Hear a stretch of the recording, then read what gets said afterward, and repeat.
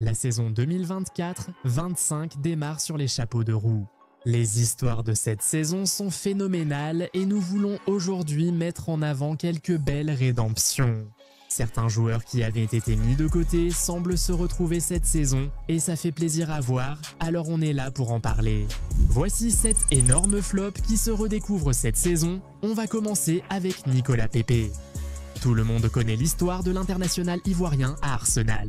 Recruté pour un montant record du club en 2019, il a logiquement subi une forte pression des supporters et des médias. Au final, ça n'a tout simplement pas marché pour lui. Il a été qualifié de gros échec et c'était tellement grave que lorsque Arsenal a finalement réussi à s'en débarrasser, ils n'ont même pas pu gagner un centime de son départ. Bien qu'il lui restait 1 an de contrat, il a été libéré gratuitement pour rejoindre Trabzonspor en Turquie car il voulait de son départ. En 2024, il a rejoint Villarreal pour relancer sa carrière et semble enfin y parvenir cette saison. Il a débuté la saison en beauté, impliqué dans 3 buts en 3 matchs, ce qui lui a valu le titre de joueur du mois d'août en Liga. Ensuite, il a aidé Villarreal à obtenir leur premier point en Ligue des Champions de la saison contre la Juventus grâce à sa passe décisive. Il a été absolument phénoménal lors de ce match, réussissant 3 dribbles, créant 5 occasions et remportant le prix d'homme du match. Donc oui, Pepe est vraiment de retour les gars, et sa petite amie Tiana Trump semble en profiter pleinement, affichant toujours ses trophées sur les réseaux sociaux. Un autre ancien attaquant de Premier League sur cette liste est Rasmus Højlund. À United, ce gaz-là a été qualifié de pire attaquant de tous les temps. Il semblait manquer de compréhension du football et incapable de s'épanouir au plus haut niveau. Tout le monde disait qu'il avait un faible quotient intellectuel et les Red Devils du monde entier en ont vite eu assez de lui. Alors, pendant l'été, United est allé chercher son remplaçant, le forçant à quitter le club. D'abord, Højlund voulait rester et prouver sa valeur, mais il a finalement rejoint Naples, ce qui paraît être sa meilleure décision. Le Danois a excellé sous Antonio Conte, marquant 4 buts en 6 matchs avec le club. Un but pour ses débuts en Serie A, un doublé en Ligue des Champions et un but décisif à la 75e contre Gênes.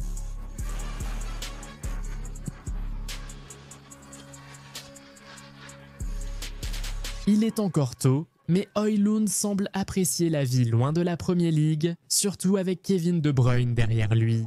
Combien de buts va-t-il marquer pour Naples cette saison? Donnez vos pronostics en commentaire.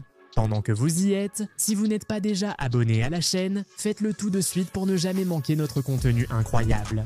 Ensuite, parlons d'Andrei Onana. Nous savons tous combien il a été ridiculisé à Manchester United et nous l'avons vu nous-mêmes. Il faisait souvent des erreurs ou ratait des arrêts faciles, mais depuis son arrivée à Trabzonspor à la fin du mercato estival, il paraît devenu un buffon au sommet. Pour ses débuts, il a été homme du match face à Fenerbahçe avec 8 arrêts, 2 sorties aériennes et 1,76 buts empêchés selon les statisticiens. Au match suivant, il a offert une passe décisive pour le seul but de son équipe, assurant ainsi un point. Lors de son dernier match, il a brillé avec 7 arrêts, 82% de passes réussies et saccage inviolé. Soudain, Onana redevient le joueur que nous connaissions à l'Inter Milan, auteur d'une performance incroyable en finale de Ligue des Champions contre City en 2023. Ce n'est pas tout pour les anciens joueurs de Manchester United sur cette liste. Devinez qui d'autre a été sélectionné? Tentez votre chance en commentaire, nous verrons bientôt si vous aviez raison. Parlons maintenant d'Ansu Fati. Ce gars-là était l'un des meilleurs jeunes talents que nous avions vus depuis un moment lorsqu'il est sorti de l'académie du Football Club Barcelone. Mais bientôt les blessures sont arrivées et ont tout changé. Il a enchaîné les blessures et a commencé à n'être plus que l'ombre de lui-même. Il est parti en prêt à Brighton, mais cela n'a rien changé. Il est revenu à Barcelone et a essayé de relancer sa carrière sous un autre entraîneur, mais cela n'a pas vraiment amélioré sa situation non plus. Le club a finalement choisi de le prêter cet été à l'association sportive Monaco, une décision déjà très prometteuse. Il a inscrit 6 buts en 5 matchs avec le club. Il a déjà marqué plus de buts que lors de ses 2 dernières saisons complètes réunies. Incroyable. Ansu Fati a été nommé joueur du mois de Monaco pour le mois de septembre et après 7 matchs, aucun joueur de Ligue 1 n'a marqué plus de buts que lui. S'il poursuit ainsi, il pourrait retrouver l'équipe d'Espagne pour la Coupe du Monde l'été prochain. Ansu Fati est parti de Barcelone en prêt cet été, tandis que Marcus Rashford les a rejoints en prêt. C'est le joueur de Manchester United évoqué plus tôt. Peut-on parler d'échec? Non, mais beaucoup, surtout les supporters de Manchester United l'ont fait. Pour être honnête, après sa saison prolifique 2022-23, il a connu une forte baisse de régime, poussant United à le forcer à quitter le club. Bien qu'il n'ait pas été le premier choix du Football Club Barcelone cet été-là, il a finalement rejoint le club catalan et il est en train de se redécouvrir depuis. Rashford a participé à 8 buts en 10 matchs et enchaîne 7 rencontres d'affilée avec au moins un but ou une passe décisive toutes compétitions confondues. Il semble plus affûté récemment, peu importe son poste, et sa forme pourrait lui permettre d'obtenir un transfert définitif chez les géants européens l'été prochain. Un autre ancien joueur de Manchester sur cette liste est Jack Grealish. Il n'a jamais vraiment justifié son prix de 100 millions après son transfert à Manchester City en 2021. Pep a finalement décidé d'en finir et a exclu l'anglais de l'effectif pour la Coupe du Monde des clubs cet été. Cela a forcé Grealish à chercher un nouveau club et cela l'a amené à Everton en août. Il semble maintenant être un homme nouveau dans le Merseyside.